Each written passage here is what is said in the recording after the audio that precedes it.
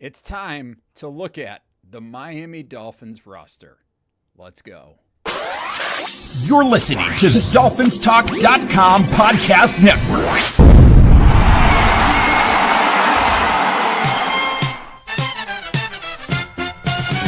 There's a team that's in our hearts. We've got love that won't depart. We are always in the stands, 'cause we're super Dolphin fans. Football is mighty rough. Winning gets awful tough. We're rooting for the Dolphins. Our mighty, mighty Dolphins. We're rooting for the Dolphins. Our mighty, mighty Dolphins. Hello, Miami Dolphin fans, and welcome to the Same Old Dolphin Show, part of the DolphinsTalk.com podcast network. I'm Josh Katzker. With me today and every day is my brother from the exact same mother, Aaron the Brain. Aaron, say hello to the people. Hello to the people. Brain, the Miami Dolphins 2024 season is in the rearview mirror, firmly in the rearview mirror. So now it's time to turn our attention to what the Dolphins need to do this offseason. And the first step of figuring out your offseason plan is to take stock of what you've already got in the cabinets. You can't go to the grocery store, or at least you can't have an efficient trip to the grocery store, or in the case of the Miami Dolphins, you can't tell your Instacart person what to deliver until you've taken stock of what you have already in the house. So what we're going to do today, Brain, is we are going to take stock of what the Miami Dolphins have in the house already, and we are going to go position group by position group to tell everybody what we think of what the Dolphins have in the cabinet. But before we do that, Brain, we got to hear a word from our sponsor. The DolphinsTalk.com podcast network is sponsored by Caneswear. Caneswear is the place to go for officially licensed apparel for the Miami Dolphins, Miami Heat, the Hurricanes, Florida Panthers, and all of the professional and college teams in South Florida. Looking for the latest jersey, a birthday gift, or the newest hat to hit the market of your favorite South Florida team? Check out Caneswear for their overwhelming selection of sports apparel. Located at 2655 South University Drive, Davie, Florida, Caneswear has it all. Not in South Florida? No worries. Visit Caneswear.com to shop their inventory from the comfort of your home, and they'll ship it to you. International fans, too. Caneswear.com is the spot that Miami fans shop. That's Caneswear.com. Caneswear.com. Caneswear.com. Brain, actually, before we even dive into all of the stuff about the Dolphins roster and position groups, since the last time we did a show, it finally happened. The Miami Dolphins finally fired Danny Crossman right after we gave him the "How does this guy still work here" award. He now no longer works here. And thank goodness for that. The Miami Dolphins fired Danny Crossman. And the answer to the trivia question, which will eventually get lost to time, which was who also got fired with Danny Crossman, the answer to that question is Wes Welker, the wide receivers coach. He was also released. Brain, any reaction to the Dolphins finally parting ways with Danny Crossman? It felt good that they made some sort of change, because it's like, how many years can you keep bringing him back and making excuses? They made a concerted effort to fill out the back end of their roster with special teams guys. That was the excuse that was given last year, was that the Dolphins had too many guys at the back end of their roster that were not really special teams specialist kind of players, and that they did not value that in building their roster. And then the guys that they did have that were core special teams players ended up playing too many snaps due to injuries in front of them. So they tried to hone in on having more depth and having more guys that were special team specialist caliber players, and they still had one of the worst special teams units in the league. So it was just, it had to happen. I'm glad that it happened. I don't think it necessarily fixes everything. I'm interested to see what it looks like with whoever they bring in as their special teams coach. But the definition of insanity is to keep doing the same thing over and over again and expect different results. So I think it was a move that had to be made. So I was happy about that. Anything on Welker? Not really. I mean, it kind of surprised me, but like Wes Welker was not like, it's not like Wes Welker came in as a huge, having a huge track record of being some great wide receivers coach. Although, with him there, the Dolphins put up some really good seasons as a receiving core. That said, I mean, all the numbers are basically Tyreek Hill and Jalen Waddle, and we haven't really seen the younger guys develop. But how much of that is because of Wes Welker? How much of that is because of the offense as a whole and the way that it's put together, with how much of the target share those guys are going to get, and the way that the offense is designed to get rid of the ball so quickly, and with all the passes behind the line of scrimmage. I don't know how much Wes Welker had to do with any of that, but it doesn't really move the needle for me, because I don't know of any team that, frankly, if you asked me to name the wide receiver coach on any other team, I don't think I'd be able to tell you. So it doesn't really move the needle for me. Fair enough. Okay. Well, either way, Wes Welker, we hardly knew you, but you're gone now. Danny Crossman, we knew you well too much, and you're gone. And thank goodness for that. In the words of the Munchkins in The Wizard of Oz, ding dong, the witch is dead. We're going to go position by position on the Miami Dolphins roster to take a look at each position group and take stock of what we've got in the cabinet. But before we do that, a reminder to you, if you're not doing so already, make sure you are following us on Blue Sky. Both of us now. Breaking news. You can follow me at Amplified to Rock. He is at Aaron the Brain. The show is at Same Old Dolphins. We also ask you to take a moment right now to smash the like button on this video if you're watching on the Dolphins Talk YouTube channel. If you haven't done so yet, subscribe to the channel. Shout out to everybody watching on the I'm a Miami Dolphin Fan I'm a Miami Dolphin Fan Facebook page. Go ahead and smash the like button over there. Share this out to your friends. We appreciate it very much. And make sure you download, rate, review, and subscribe to the Same Old Dolphin Show on Apple Podcasts, Spotify, Stitcher, SoundCloud, everywhere you get your podcasts. And make sure you're visiting DolphinsTalk.com each and every day. It's your one-stop shop for all things Miami Dolphins. And if you're not getting your daily fix of Miami Dolphins content there, you can also get even more at Dolphins Talk Extra. You get access to the Dolphins Talk Discord channel. You'll also get access to bonus segments, including today, after the Same Old Dolphin Show, after we're live here on YouTube. We're going to go live with an extra special bonus segment as we do every Thursday. Today we'll be talking divisional playoffs. We've also got a college football show, a reality TV show. We've got a music chat. We've got all kinds of bonus content coming your way at Dolphins Talk Extra all off season long. So make sure you're following us over there. Subscribe at patreon.com/Dolphins Talk for as little as $3 a month. All right, let's get into it. On the defensive side of the ball is where we're going to start. Brain, we're going to start with the defensive line here. Here's what the Dolphins have on their roster. This includes this includes players who are on futures and reserve contracts. So we've got Matt Dickerson, Calais Campbell, Deshaun Hand, Benito Jones, Zach Sealer, Neil Farrell, Jalen Phillips, Chop Robinson, Emmanuel Ogba, and Neil Farrell twice. Why not? Why not put Neil Farrell on the list twice? So that's the defensive line.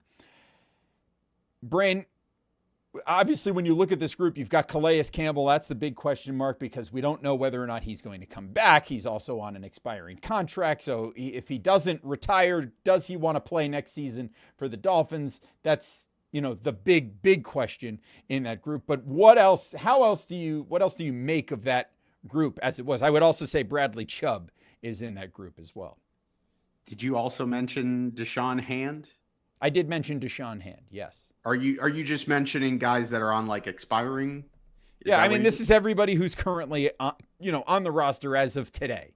Oh, okay. So, I mean, look, Yes, obviously there are expiring contract players on that list. All right. So, yeah, like, The players, I mean, and we can clarify who those players are just to make things a little bit easier for us. well, I think it's easier to just talk. I think it's easier to talk about who's not in it, who right now is like under contract to be on the team next season.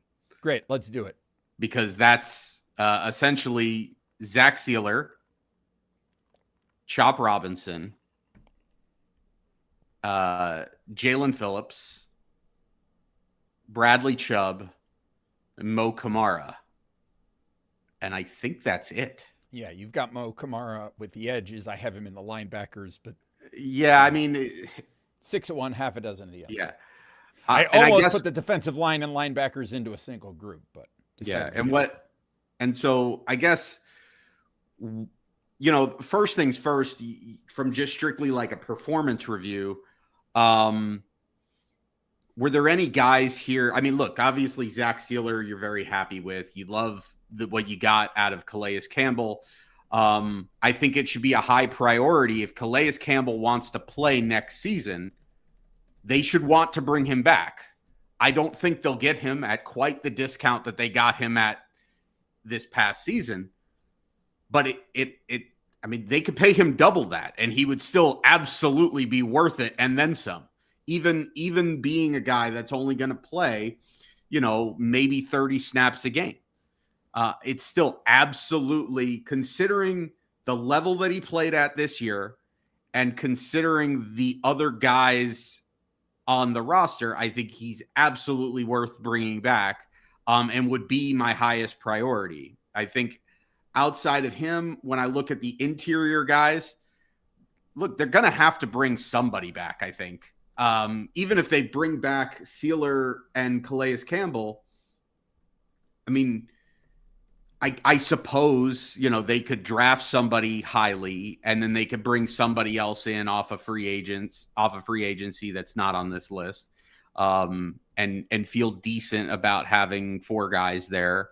But I think you'd still probably want to bring back at least one of these guys on a minimum deal, whether that's a Benito Jones or a Deshaun Hand. But I think you need to add to this room. No matter what you do, you have to add to this room. I think ideally you would add to this room through the draft. And then as far as the edge is concerned, it's intriguing because obviously Chop Robinson came into his own and we're excited. We're all excited to see what Chop Robinson's going to look like moving forward. You're going to have Jalen Phillips playing on a 5th-year option. You've got a big decision to make with Bradley Chubb. I think that's going to be probably the biggest decision that this team, for this position group, that this team has to make this offseason, is what they want to do with Bradley Chubb. Do you post June 1st cut him? Do you restructure him? Do you leave the contract as is? I'm leaning towards, I think if Jalen Phillips was healthy and played an entire season and you knew that Jalen Phillips, you were getting a high level of play from Jalen Phillips, I think you'd probably extend Jalen Phillips and you'd feel really good about your edge group. And you might think, okay, I could probably afford to let Bradley Chubb go. You still might want to keep him, but the fact that Jalen Phillips, you really don't know what you're going to get at this point. And you're going into next year with the intention, these guys, you're bringing back Mike McDaniel and bringing back Chris Greer. These guys are not going at it thinking that their jobs are safe next season. These guys are going to come into next season thinking they absolutely need to take major steps, plural, forward to save their jobs. And so I kind of feel like if Bradley Chubb is healthy, it kind of makes sense to keep him. And so if you keep him, now all of a sudden that group that looked really thin, provided these guys have to be healthy, which is the big that's the big caveat. question. That is the big question in that group, is you've got a guy like Bradley Chubb, who just his entire career has not been able to stay healthy. And you also have Jalen Phillips, a guy who his entire career has struggled to stay healthy. And this is, I don't want to get into the whole Chris Greer monologue here, but his entire MO has been, I'm going to get guys at a discount because they've got injury histories, and I'm going to gamble on them staying healthy. And if they stay healthy, we know they're great players. The problem is that gamble has very, very rarely, if ever, paid off for Chris Greer. Yeah. The thing with Chubb, though, is that, you're not going to cut him pre-June 1st because you're only going to save like $1 million by doing that. And so there's no sense in cutting him pre-June 1st. You can cut him post-June 1st, and you could save yourself, $19.5 million, and you can open up that cap space, but you can't use it until after June 1st. So it's like, what are you really going to do with it? And then what you can do, you can keep it as is, or you could even restructure it. And you can open up over $13.7 million. And then you could still put yourself in a position where you can move on from him post June 1st next year if you really want to. And the fact is that, like, if things don't work out this year, then next season, the Dolphins are going to be kind of blowing things up a little bit. So, I'm willing, if they wanted to restructure Bradley, I'd be willing to just leave the contract as is and just say, okay, we're good. We're going to let Bradley Chubb play under his current cap number. But I think if you're really trying to maximize what you're doing this season, I would probably restructure him and free up the cap space this year to use elsewhere on the roster. And so I would keep Bradley Chubb because, look, this is not a guy that, granted, he got injured at the end of the 2023 season, but this is not a guy who we have not seen play at a high level. He played at an extremely high level in 2023. He got the entire year off this year to rehab. He did not rush back. If they know in-house what his progress looks like, if he's healthy, I'm taking a shot at Bradley Chubb, and I'm definitely keeping him on the roster. Let's move to the linebacker room. Quentin Bell, Jordan Brooks, Tyrell Dodson, Cameron Good, Mo Kamara, Duke Riley, Channing Tindall, Anthony Walker Jr., William Bradley King, Daquan Jackson, Derek McClendon, Tyus Bowser, Cam Brown, and Grayson Murray. Players who are on expiring contracts include Tyus Bowser, Quentin Bell, Cameron Good, Anthony Walker, Tyrell Dodson, Duke Riley, and Cam Brown. Again, considerable number of these linebackers are on expiring contracts, although Quentin Bell will be a restricted free agent and Cam Good is on exclusive rights to the Dolphins, so they can bring him back fairly easily, and I think they probably will, based on, I don't think we even saw Cam Good at all this year coming back from his injury at the tail end of the 23 season. He hurt his leg exploded in that Buffalo game, the final game of the season. This linebacker group is another group there. I think the Dolphins are going to need to reinvent themselves a little bit, because I think they've got Jordan Brooks is like the standout guy in that room right now. But otherwise, Channing Tindall was a wasted draft pick. Mo Kamara, we don't know what we have there yet. Quentin Bell has shown flashes. Tyrell Dodson looked okay in stretches in terms of, he's kind of a replacement level player, maybe slightly above replacement level player. But I mean, this is another group where it looks like the Dolphins are going to need to basically not quite start from scratch, but they got a lot of work to do to make that a competitive unit. Yeah. I mean, look, you've got Jordan Brooks, and then you've got Channing Tindall under contract as far as inside linebackers. You'll probably keep Channing Tindall for special teams, but I wouldn't want him just guaranteed a roster spot. I think you got to bring in competition on the inside linebacker. I I like what Anthony Walker did when he played, but this is a guy that's gotten hurt when he played. And the fact is that even when he played, like, I like what he did for the price that you had him at. I like his price point, but like, this guy is not a guy that really is a starting caliber. He's not a plus player defensively, and he's not a guy that you can rely on defensively. We're done. I've seen enough of Duke Riley. We don't need to be paying Duke Riley to come back and play special teams or snaps. I think the Duke Riley era is done. Could you bring back Tyrell Dodson on a very minimal deal as a depth piece? Yeah, I suppose. You could do worse than Tyrell Dodson. You could, but I don't think you could also do better.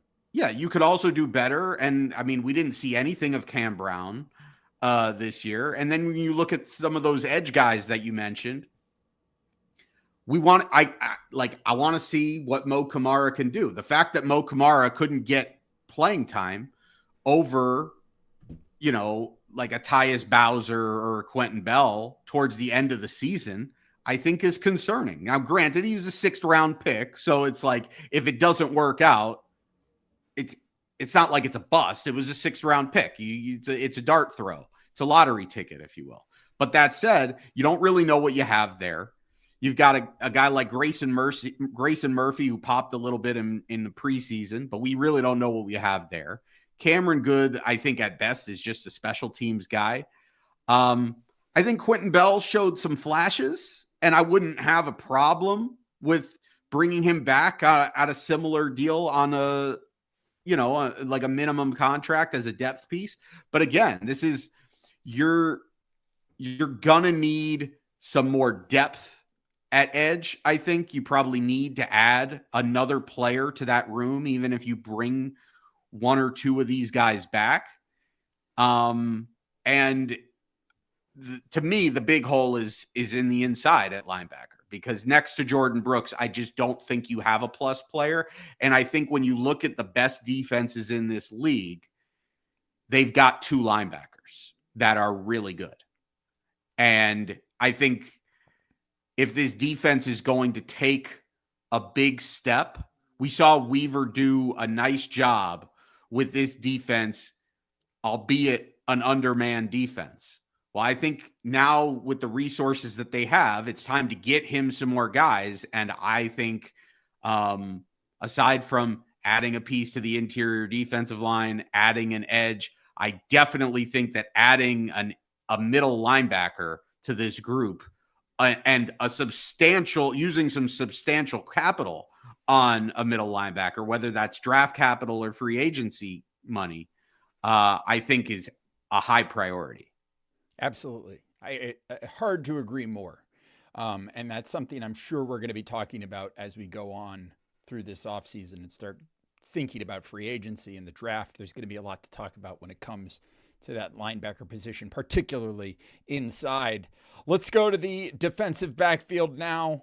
Dolphins, it's Ethan Bonner, Storm Duck, Cater Kohu, Saran Neal, Jalen Ramsey, Javon Holland, Patrick McMorris, Jordan Poyer, Jordan Colbert, Isaiah Johnson, Jason Maitre, Kendall Fuller, and Cam Smith.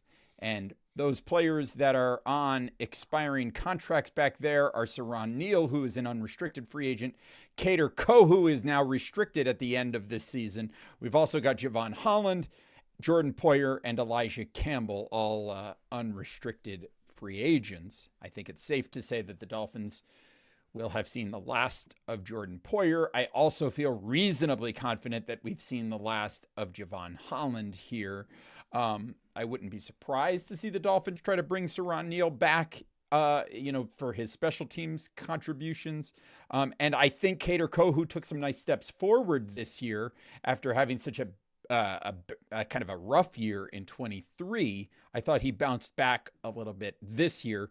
So this group is still better, but because you didn't get what you expected to get from Jordan Poyer, and Javon Holland did not have the kind of contract year that you really expected to have from him, it feels like, again, we're in the defensive backfield and the Dolphins have some work to do back here.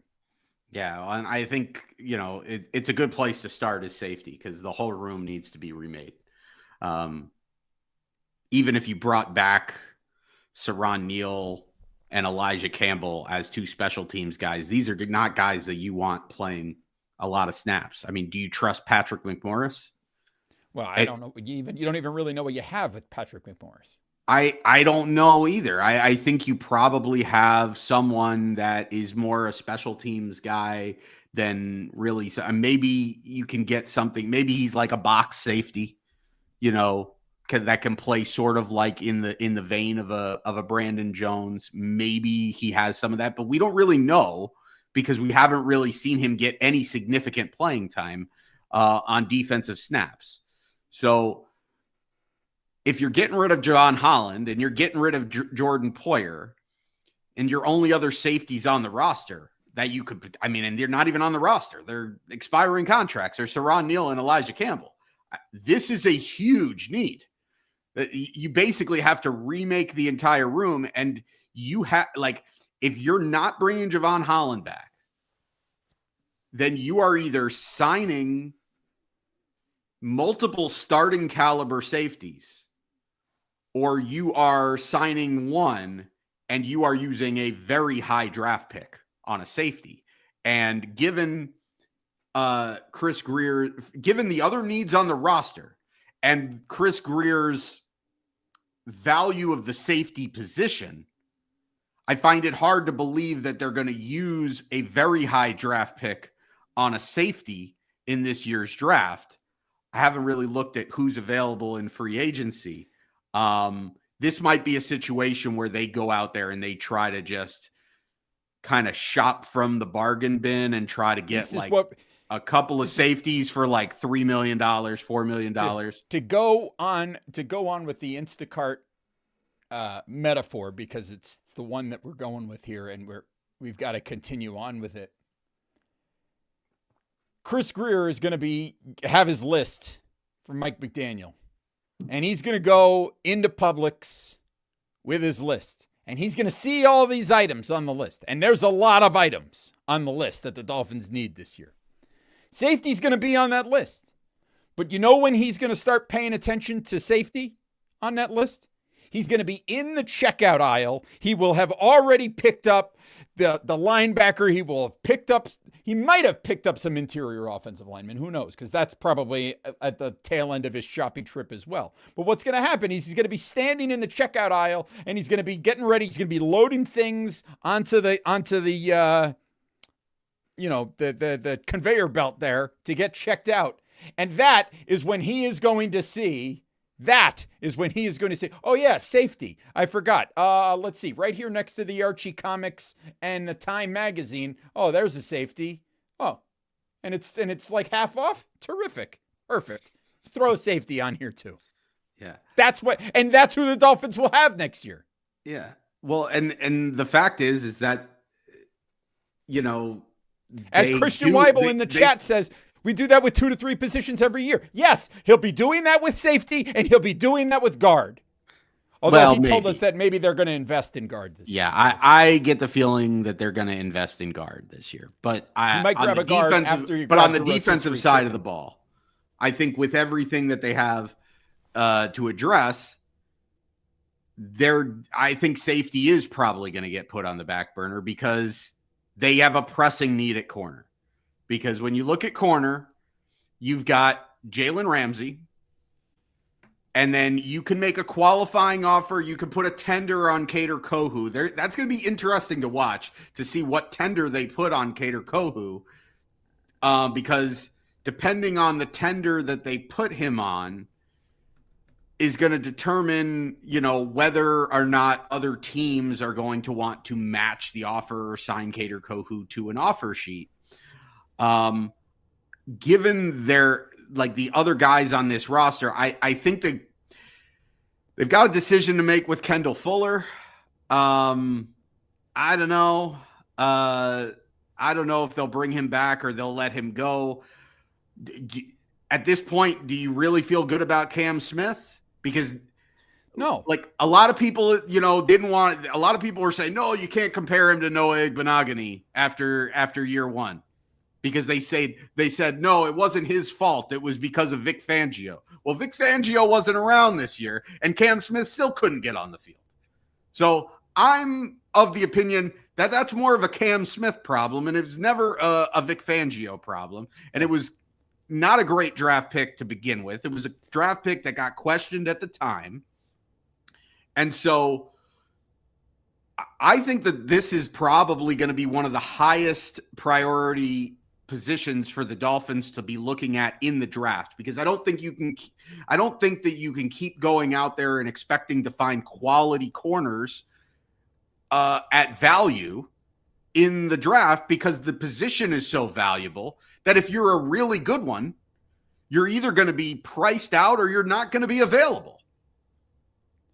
So I think you've got, if you want to get value at this position, you've got to get it in the draft. And so I think this is a day one or day two pick. And I think it might be a day one. I think this might be the position that the Dolphins are attacking with their first round pick. I have seen a couple of mock drafts from our friends at Pro Football Network who have had the Dolphins drafting Malachi Starks, the safety from Georgia, in the first round of the draft. And I think that's an interesting possibility. Although, again, we've talked about Chris Greer and his habits. Brain, that's the defensive side of the ball. Let's go to the offensive side of the ball. And if we're going to go to the offensive side of the ball, there's only one place to start. It's the offensive line. That's not where I thought you were going to go. Well, why would I start there when I can save that from the end? Save that till the end. That's come on. How long have we been doing this podcast? Well, you said there's only one place to start, so that's right. It's the offensive line. Here we go. Aaron Brewer, Braden Daniels, Liam Eichenberg, Robert Jones, Andrew Meyer, Isaiah Wynn, Teron Armstead, Jackson Carman, Patrick Paul, Ryan Hayes, Chasen Hines, Bayron Matos, Austin Jackson, Kendall Lamb, and Keon Smith. I should mention Kendall Lamb is basically going into retirement, so he's all but gone at this point. The Dolphins do own the exclusive rights to Keon Smith, Jackson Carman, and Liam Eichenberg, and Robert Jones, and Isaiah Wynn, all unrestricted free agents here, and that's where it becomes a big deal, because that's a bunch. Like, look at that. Eichenberg, Jones, and Wynn, those are three guards, and they're all free agents. I mean, basically at this point, the Dolphins on the offensive line, they've got Aaron Brewer, Austin Jackson, Patrick Paul. That's it. But if I'm the Miami Dolphins, I don't know that I feel comfortable saying, okay, Patrick Paul and Austin Jackson are my starting tackles. I mean, if that's what you got to do, that's what you got to do. There's still a conversation, I guess, about whether or not Teron Armstead is in fact going to retire. If he decides that he does want to come back from another year, do the Dolphins want to keep him on the roster? Do they restructure his contract? Do they trade him away? What do they do? That all remains to be seen. But as it stands right now, it feels like what you're going to end up with is Aaron Brewer, you've got Patrick Paul, and Austin Jackson, which means the Dolphins have a lot of rebuilding to do on this offensive line. But let me say this, Brain. Liam Eichenberg and Robert Jones. I would have no problem with those guys being gone from the roster.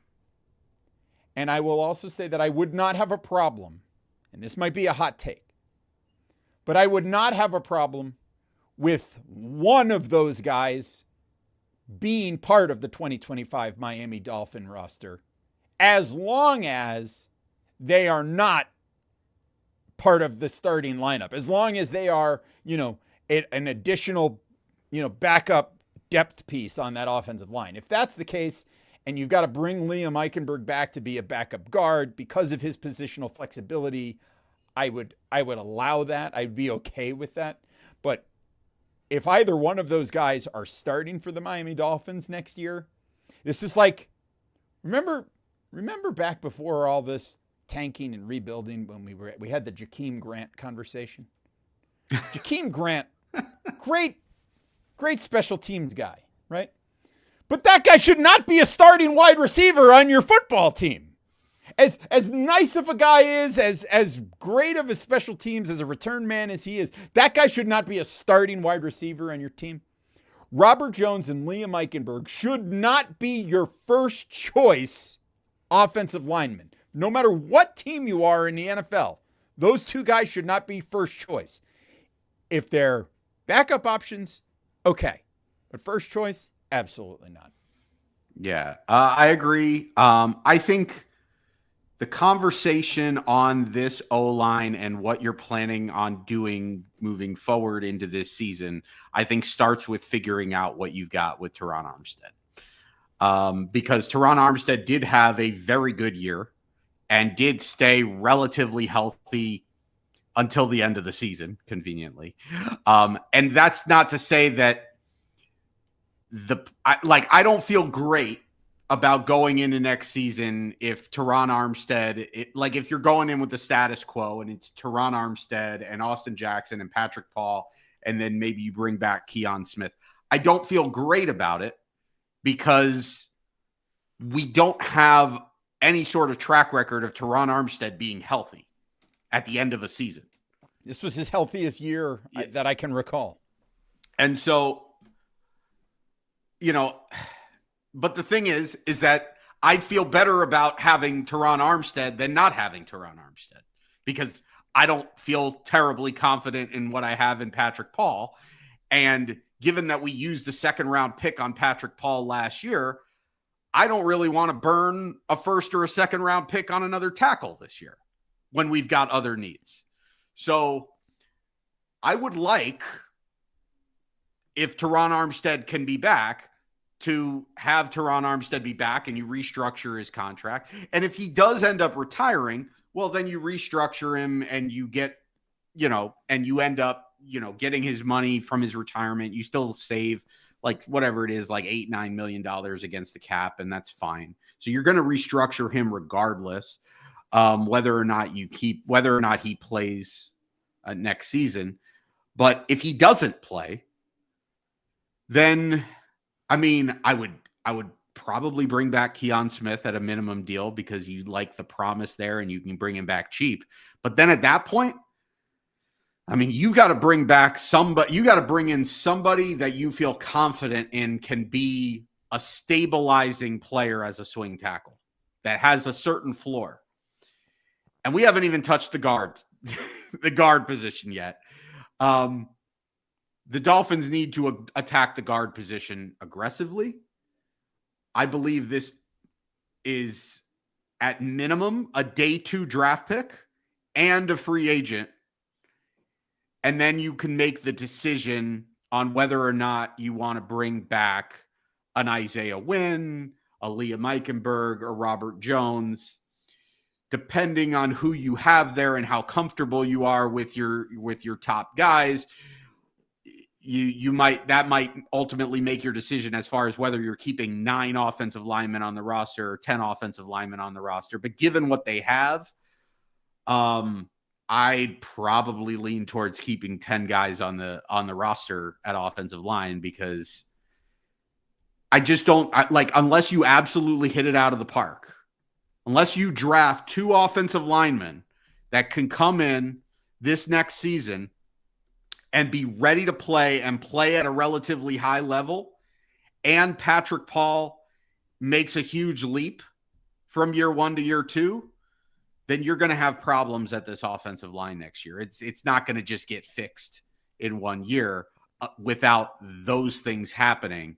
And nothing with the track record of this regime would tell you that they're going to be able to do that. But I think, if they go at it aggressively enough, I think they can mitigate it. And I think they can go in with a pretty decent offensive line next season and certainly an improved offensive line.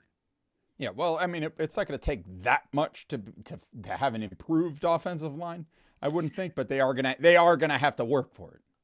I will say this comment is a really great point. And it says from Finn's, New Jersey, man, if only we could have signed a guard. We drafted Rob Hunt. And then you got kind of the drunk face emoji. I know that Rob Hunt got paid a lot of money last year. And A lot of people are going to say that he got overpaid. But Rob Hunt played every single snap for the Carolina Panthers and is a plus guard. Yep. But if the Dolphins would have signed Robert Hunt, they could have played the restructure game with Rob Hunt virtually every year to mitigate his cap number, and they would have solved a guard position for 4 seasons. They also could have extended him before his contract expired. They could have extended him long before he was scheduled to become a free agent. It's another one of the Chris Greer gambles that doesn't always work out. They're always like, it's the same thing with Christian Wilkins. He could have paid Christian Wilkins before and kept him. He could have paid Robert Hunt before. Didn't happen, and they ended up losing both of those guys. And as a result, the Dolphins have a long way to go to rebuild those places. Those are 2 guys that they still have not made up for. We got a couple of 4th-round picks for him, though.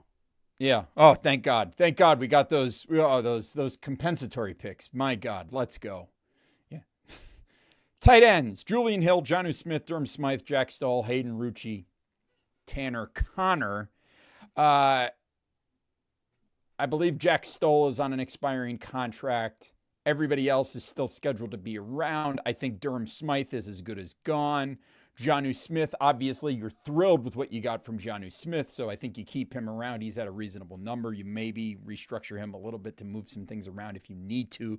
But Jonnu Smith, I think, is absolutely going to factor in. Julian Hill had moments this year. He also had quite a few penalties this year. I think the Dolphins, with Tanner Connor, like Fetch, they continue to try to make Tanner Connor happen, and I don't know if Tanner Connor is ever going to happen. But Hayden Rucci is a prospect who is interesting. That might be somebody that can develop for the Dolphins. Maybe you get lucky with their development, and that's somebody who can come onto your roster to replace Durham Smythe. But I think in terms of the tight end position, I think in terms of offensive productivity, in terms of numerically, you finally saw that this year. Jonnu Smith breaking all the franchise records for tight ends. So you're thrilled with that. Really the question now is whether you can have that tight end who can be that 6th blocker for you on the offensive line in those key moments. I think we haven't quite found that person to be that guy just yet. Yeah, I agree. But I think that Julian Hill is the closest thing we have to being a quality blocking tight end, and he's cheap and he's under contract.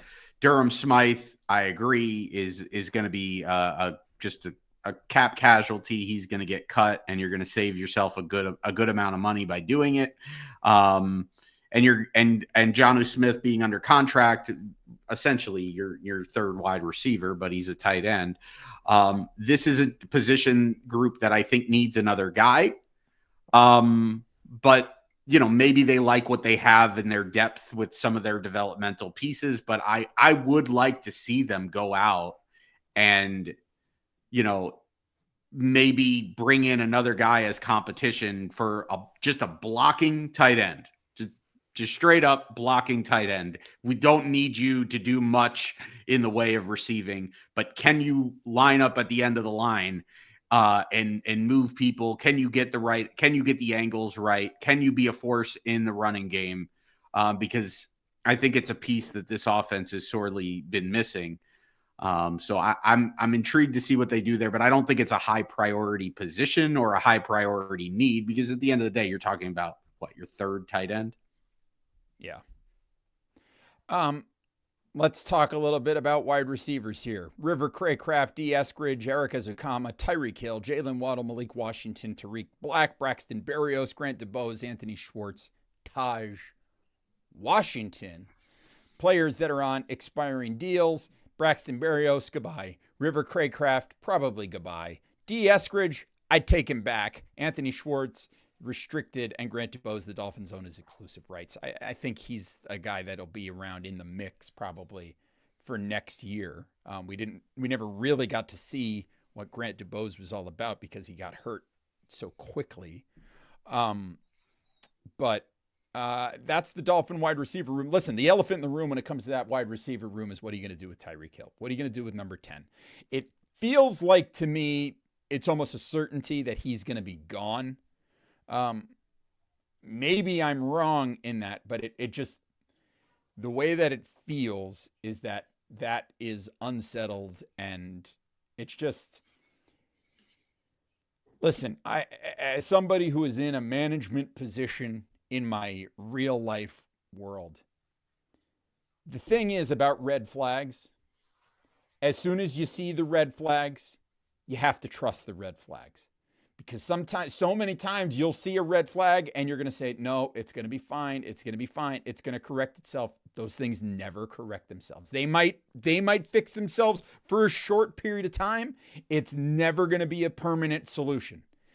When the red flags are revealed, you got to trust the red flags. And this is a very large red flag in terms of Tyreek Hill, in terms of locker room chemistry, in terms of everything. I just think this is a guy who has shown you through. And listen, I don't want to. I know in a previous episode I didn't have very many nice things to say about Tyreek Hill, and quite frankly, to a certain degree, I still believe those things. It's not to take anything away from him for toughing it out and playing with an injured wrist, which he didn't have to do. He could have had surgery. He could have packed it in that way. And so respect to him for going out there. But at this point in time, it just does not feel like this is going to work. And the Dolphins can salvage something from this situation if they trade him away. They're going to have to eat some cash regardless. But, you know, if somebody will come at you and give you a second-round pick for Tyreek Hill, see you later. Thanks for being part of this past couple of seasons. Yeah, and I still think the most likely scenario is Tyreek Hill getting traded post June 1st. But on Locked On Dolphins, Kyle Krabs made a pretty strong, compelling argument for actually trading Tyreek Hill before the draft. Although you would essentially, you know, kind of break even, you'd have like a net loss by ultimately trading him. What was it? If you trade him pre-June 1st, yeah, you end up losing $600,000. But the thing is that if you trade him pre-June 1st, you're getting draft capital for this year. If you trade him before this draft, and then also you're also not kicking out money in dead cap for the following 2 seasons. You'll have dead cap this season, and then you'll end up saving something like $52 million for 26 and 27 by doing it. And so it's a strong case for, you know, even though you're not saving as much cap space this year, I mean, you can't even really use the cap space until after June 1st if you cut him after June 1st anyway. So you might as well save long-term money and get yourself draft capital as early as possible. And then you might be, would you rather have, a second round pick and something else this year? Or would you rather have like what if you get a second and a third for Tyreek Hill for this upcoming draft, as opposed to you trade him post June 1st and then you get like 2 2s for him? Gimme. Is that really worth it? I don't know. I think there's a compelling argument to be made for them actually trading him sooner rather than later, which also allows you to address the room before free agency. Which that would certainly be helpful there. And I think, listen, we know that the Dolphins are going to need to do some work. We thought that Odell Beckham was going to be the wide receiver 3 solution. I will say, I think we were all pretty pleased with the development that we saw out of Malik Washington this year. That was really great. The organization clearly thinks highly of D. Eskridge, considering how much he was involved so quickly after being brought into the team. So I think you might have something there. Remember, D. Eskridge was a highly touted prospect when he was originally drafted by Seattle. So I think you may have something there. Obviously, we don't know what we have in Taj Washington, but a lot of people were high on Taj Washington that the Dolphins brought in with that pick. And then, listen, wide receiver is always a position that you can draft, that you can find players late in the draft. You can get UDFAs. You've got Eric Ezukanma still in the mix. Grant DeBose is in the mix, and then there's going to be some free agents in the mix as well who I think will work out for you. I think the big thing the Dolphins need to do at wide receiver is find a big physical ball-winning wide receiver. But we'll talk more about that as we go through this offseason. Brain, 2 rooms left to visit, so you know which one we're going to next. And that's, of course, the running back room, where the Dolphins currently have Devon Achane, Raheem Mostert, Jeff Wilson Jr., and Jalen Wright. In terms of running backs, Jeff Wilson Jr. is on an expiring contract. He may be a guy that the Dolphins could bring back for a little bit of money, but considering how reluctant the Dolphins were to use him this year, I think it's likely that the Dolphins will let him go away. I think Raheem Mostert is a cut candidate for the Dolphins. I think as it stands with Raheem Mostert, what is that? The Dolphins, if they cut him pre-June 1st, would save $3 million off of what a potential $4 million cap hit. So I think it's very likely that Raheem Mostert has played his last down for the Miami Dolphins here. And then I think the Dolphins will either draft a running back late or perhaps bring in a free agent. I mean, the one thing is the Dolphins have a lot of draft capital this year, so they may use that to trade for a player that's already proven themselves, or they may draft themselves another running back. They've got a young running back room already. I think they do need another. Listen, they've got Jalen Wright, who's the big physical inside the box type of runner, and you have Achane, who's your outside running back. So I think they've got freedom to be flexible in terms of additional running backs that they bring in. That's my thoughts on this running back room. I think of all of the rooms on the roster, running back I think is a place where I feel most comfortable with what the Dolphins have in house and how they're going to be able to proceed going into 25. Yeah, I think you feel pretty good about having Achane and about having what's his name? Jalen Wright. Right, Jalen Wright. Yeah. You feel good about those two guys. You want to add somebody. Do you bring back Jeff Wilson Jr. and pay him like $1 million or $2 million and run him up the middle to be your between the tackle runner? I mean, maybe, but probably not. I think you're probably moving on from him at his age with as little as you used him this year. Raheem Mostert is an interesting one just because, like, there is a certain level of stability that you have there. Whereas if you were to have, if you go into next year and you don't have anybody proven behind Achane and Jalen Wright, and one of those guys gets hurt, you'd kind of like to have some stability there. But I'm not necessarily paying a $4 million cap space or cap number for that running back, especially if he's, as old as Raheem Mostert is and is showing definitive signs of slowing down. So I think you've got to bring in more depth into this room, and I think you need to bring in a different body into this room. And we'll see what that looks like, but I don't think you need to I think you'll probably draft one, but it'll be like a day 3 pick. And then maybe you bring somebody in off of the scrap heap for competition. And then you've still got Alec Ingold in this room. I don't think that you're going to carry more than 5 running backs total. Yeah, no, I would find that to be very doubtful. All right. Well, last but certainly not least, we go to the quarterback room. Listen, the Dolphins have Tyler Huntley, but he's an unrestricted free agent. Let's see. What else in the Dolphins quarterback room? Who else is... Oh, Tua Tagovailoa. The Dolphins have paid him, and the Dolphins have given absolutely no indication that they are concerned about his injury problems in terms of being concerned to the point that they're going to take the off-ramp in his contract before the new league year starts. I think it is very, very likely that Tua Tagovailoa is still going to be the starting quarterback for the Miami Dolphins come 2025.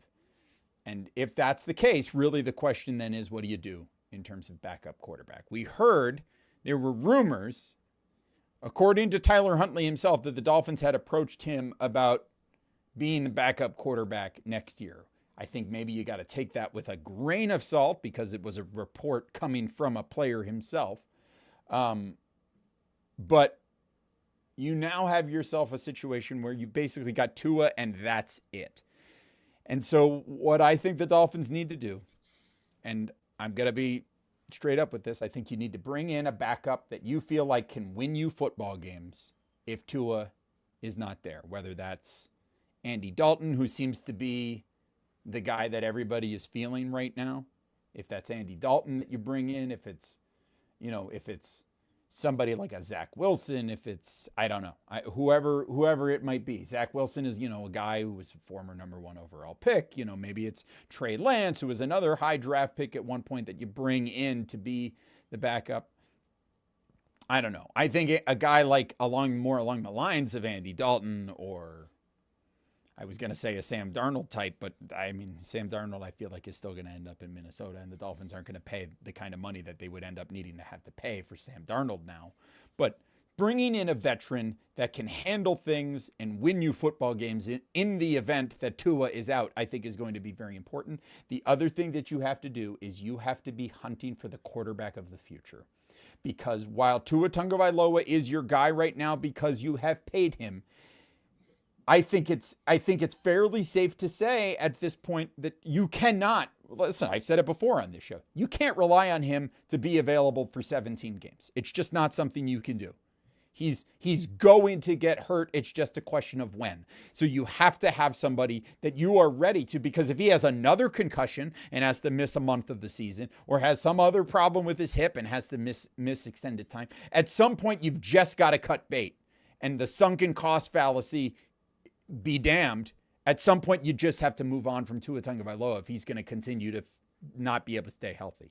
So you have to be prepared. You have to go out and find that quarterback of the future, whoever it is. Because if you bring in Andy Dalton to be the stopgap that helps you win a few games while Tua's on the IR for 4 weeks with a concussion, that's great. And that might get you from point A to point B in terms of the one season. But Andy Dalton is not your quarterback of the future. You need to find who that quarterback of the future is, because with each passing day, it becomes less and less likely that Tua Tagovailoa is the long-term answer at quarterback for the Miami Dolphins.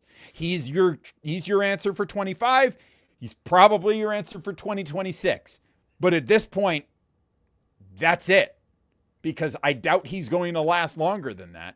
I mean, unless he just has a complete change in how things go.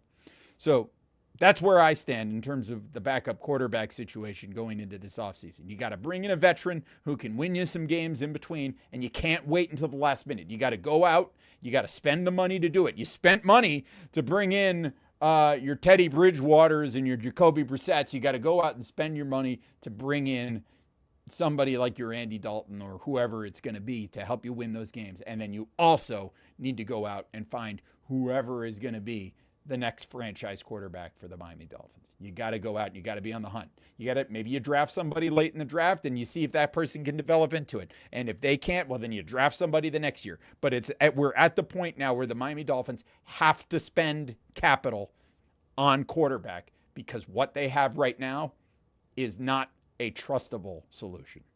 Yeah. I like the idea. I wouldn't say I like the idea. I'm cool with the idea of bringing in a guy like Andy Dalton, like a steady quarterback that is going to give you a certain floor of play when Tua gets hurt and he's your number 2 quarterback. But if you do bring in a guy like Andy Dalton to be your number 2 quarterback. I'm not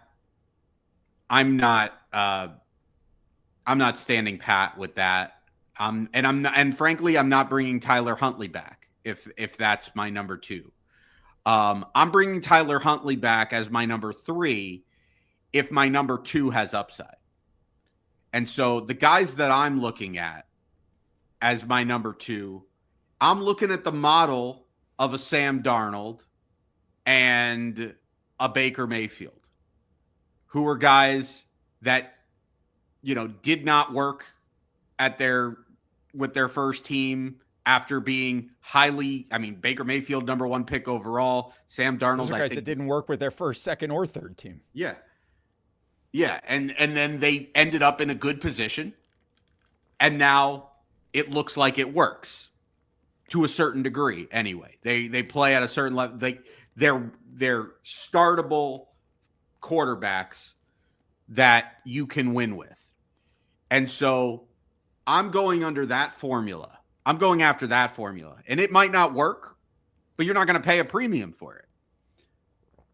I'm looking at guys like Zach Wilson, who was a top 5 pick and, was with the Jets. Bad team. Same situation as Sam Darnold. He goes and now he's the backup in Denver for a year. Doesn't really have to play. So we don't really know, any kind of development that's happened there. But this was not a guy. He wasn't drafted in the top 5 overall because he doesn't have tools. So I'd be very intrigued to bring in a guy like a Zach Wilson. I'd be very intrigued to bring in a guy like Trey Lance, another guy that was drafted very highly. And it didn't work out with his first team. And then he was the backup in Dallas, showed some signs of life and some playing time at the end of the season. Can you get him on a bargain deal?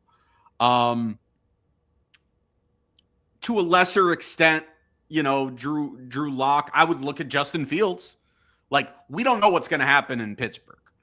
I think that Pittsburgh is probably going to run it back with Russell Wilson at a cheap bargain deal, but I don't think they're going to bring back Justin Fields. And I think Justin Fields is going to want to go somewhere. Do I think Justin Fields would be the best fit for this offense? No, but could I make an argument that hey, if we brought Justin Fields back or brought Justin Fields in, and then maybe we either brought in another veteran quarterback or we drafted a guy or we brought in Tyler Huntley, then even if Justin Fields doesn't end up working out and doesn't turn out to be a starting caliber quarterback, well, at the very least, he could be a guy that you can run some packages for on short yardage. And let's be real here. Granted, I won't say that Pittsburgh won the games because of him, but at the beginning of the season when Russell Wilson was out, Justin Fields was the starting quarterback for the Pittsburgh Steelers, and they had a winning record. So it's not like Justin Fields cannot play the position. I think there are enough of these guys. You go down like Mac Jones. I wouldn't mind Mac Jones being my backup quarterback. That's another guy who's out there. Then you got, you other veterans like your Flaccos and your Jameis Winstons. It doesn't, like I said, it doesn't really move the needle for me. Drew Lock, Jarrett Stidham, maybe a Marcus Mariota or a Tyler Heineke as guys that could kind of, come in and, be a stopgap, that same kind of thing. But I think given the contract of Tua, what else you have, the other needs that are on your roster that are going to, make it very difficult for you to really draft somebody unless you just, find a diamond in the rough and on day 3. I would be looking at that tier of quarterbacks that are definitively backups that you're going to probably pay somewhere in the neighborhood of $5 to $8 million for on a 2-year deal. I'd be looking at your Zach Wilsons, your Trey Lances, your Mac Joneses, guys like this that were former first round picks that could ultimately, in the right situation, pop. Well, that's all going to be the off season, and we're going to be discussing this all throughout the off season. We'll talk about what the coaches need to do, all of that. But if the Dolphins end up with Mac Jones, I think at least one of us is going to need to get a Miami Dolphins jersey that says McCorkle on the back. So we'll see. We'll see what happens there. But that's going to wrap us up for this episode of the Same Old Dolphin Show. We will be back with another episode next week. We're going to try to keep giving you one episode a week of the Same Old Dolphin Show as much as possible as we go through this offseason. We may miss a week here or there if news is slow, but we're going to try to stay with it at least through draft season, but we'll see how it goes. In the meantime, if you want to make sure you're getting lots of content from us, make sure you subscribe to Dolphins Talk Extra at patreon.com/Dolphins Talk, because that is where you're going to get all kinds of extra Dolphins content. We'll be talking about the Dolphins. We'll be talking about not the Dolphins, all kinds of stuff coming your way.